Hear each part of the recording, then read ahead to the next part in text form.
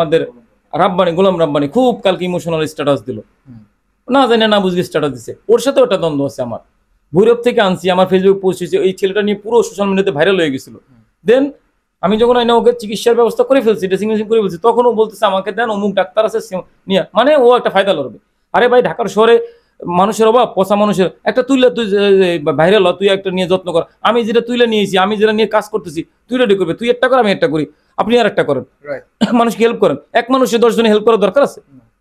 আমি তো আনছি, হেল্প করবোই, আর আব্বানি ওইটা দিতে না, কারণ ওইটা বেশি ভাইরাল হয়েছে, উনি পপুলারিটি হয়েছে। কালকে আব্বানি কি স্ট্যাটাস দিচ্ছে, না বুঝছেন আসেন না। আমি 256 জনের দায়িত্ব নিছি, 45টা বাচ্চার দায়িত্ব নিছি, 6টা পাগলির দায়িত্ব নিছি, 6টা পাগলির বাচ্চার দায়িত্ব নিছি।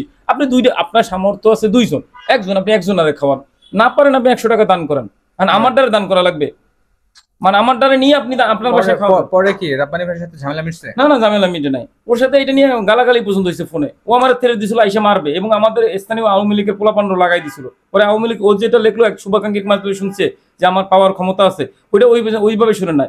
ও শুনছে হলো স্থানীয় পোলাপান্ডে আমার বাসায় পাঠানোর জন্য ফোন দিছিল।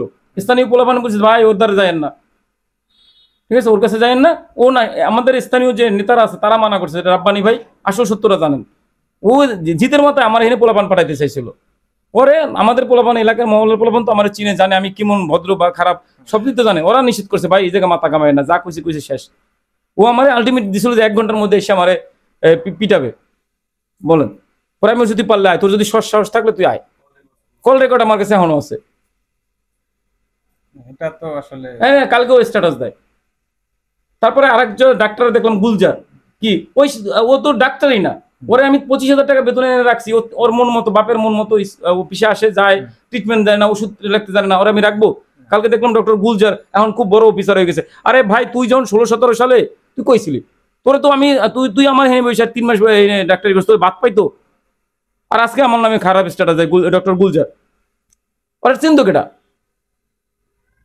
ওই গুলজারে উল্টাপাল্টা লেখে যে আমি ওইখানে ওই পরিবেশ পরিস্থিতি দেখে সরে গেছি। আরে তোরে রাখছি আমি, ওরা তো রাহি নেই চাকরিতে আমি ওই ডক্টর গুলজারে।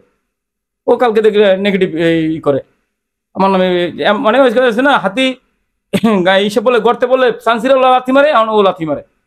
ও ডাক্তার, ও ডাক্তারের যোগ্যতাই নাই। ও আনপিজিতে চাকরি করে, বিভিন্ন জায়গায় চাকরি করার যোগ্যতাই নাই। ও আমার বাবা মার ট্রিটমেন্ট দিতে পারে না, দেন ওরে এখানে চাকরি থেকে বাদ দিচ্ছে, আমি বাদ দিচ্ছি ওরে। ও কি আমার দুর্নাম করবে? এই যে এখন আছে আমার কাছে, ছেলেকে সাবার ছিল, ওরে নিয়ে আসছি। আর এখন আপনারা মিডিয়া আসবেন না, ওর কিডনি খুলছি, আর আপনার স্ট্যাটাস দিচ্ছে, কোন মিডিয়া জিজ্ঞেস করতে পারে, এই জন্য কিডনি কুন্ডি আছে কিনা দেওয়ানোর জন্য আমার আশ্রয় কেন্দ্রে নিয়ে রাখছি। আচ্ছা, যাদের এরকম অভিযোগ আছে, এরকম কোনো মরদেহ যদি উত্তোলন করা হয়, সে চ্যালেঞ্জকে আপনি নিতে পারবেন?